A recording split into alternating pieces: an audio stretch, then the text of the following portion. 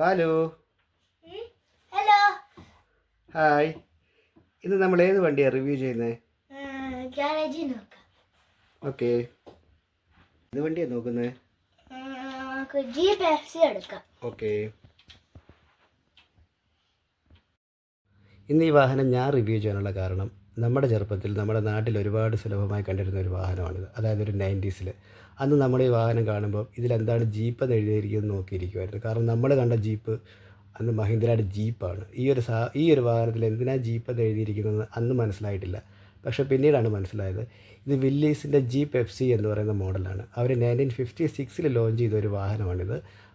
4x4 ആയിരുന്നു. 1964 അവർ discontinue ചെയ്തു. Total 30,000 യൂണിറ്റാണ് അന്ന് അവർ ഇറക്കിയത്. അത് കഴിഞ്ഞിട്ടാണ് പിന്നെ മഹീന്ദ്ര ജീപ്പ് ബാഡ്ജ് ചെയ്ത് ഇന്ത്യയിൽ ഇറക്കിയത്. അതൊക്കെ നമ്മൾ പിന്നീട് മനസ്സിലാക്കിയ കാര്യങ്ങളാണ്. ഇപ്പോൾ ഈ വാഹനം എന്തായാലും നിരത്തിലില്ല. അന്നത്തെ ഒരു മാറ്റഡോറിൻ്റെ കൂടെയൊക്കെ കോമ്പറ്റേറ്റ് ചെയ്ത് നിൽക്കുന്ന ഒരു മോഡലായിരുന്നു ഇത്.